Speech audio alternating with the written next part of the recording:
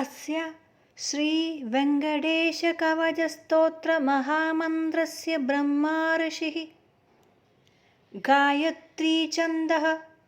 श्रीवेङ्कटेश्वरो देवता।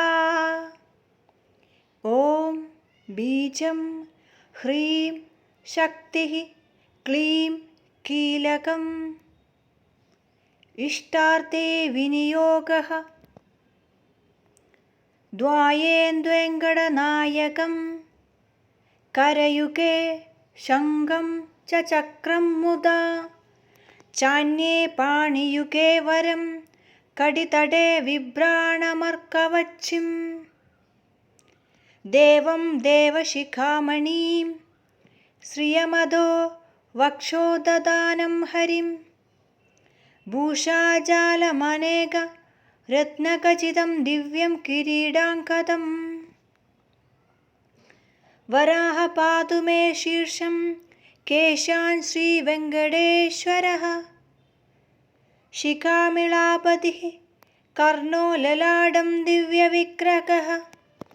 नेत्रे युगान्तस्थायी मे कपोले कनकाम्बरः नासिका मिन्दिरा नादो वक्त्रं ब्रह्मादिवन्दितः चिबुकं कामद कण्डमगस्त्याभीष्टदायकः अंसौ कंसान्तक पादु कमडस्तनमण्डले हृत्पद्मं पात्वदीनात्मा कुक्षिं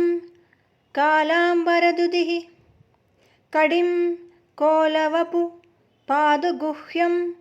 कमलकोशभृद् नाभिं पद्मावतिपादकरौ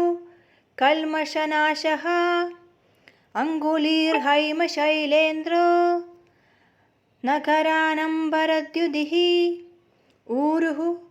तुम्बुरुगानट्नो ज्ञानुनी शङ्खचक्रभृत्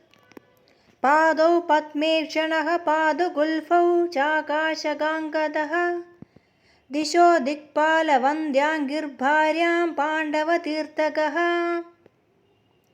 अव्यात्पुत्रान् श्रीनिवासः सर्वकार्याणि गोत्रराट् वेङ्कटेश सदा पातु मद्भाग्यं देवपूजितः कुमारधारिका वासो भक्ताभीष्टभयप्रदः शङ्खभयप्रदाता तु शम्भुसेवितपादुका वाञ्छितं वरदो दद्याद्वेङ्कटाद्रिशिखामणिः श्वेतवाराहरूपोऽयं दिनरात्रिस्वरूपवान् यच्छेन्मां कमलनाद सर्वदा पादु वामनः श्रीनिवासस्य कवचं त्रिसन्ध्यं भक्तिमान् पठेत् तस्मिन् श्रीवेङ्कटाधीश प्रसन्नो भवति ध्रुवम् आपत्काले जपेद्यस्तु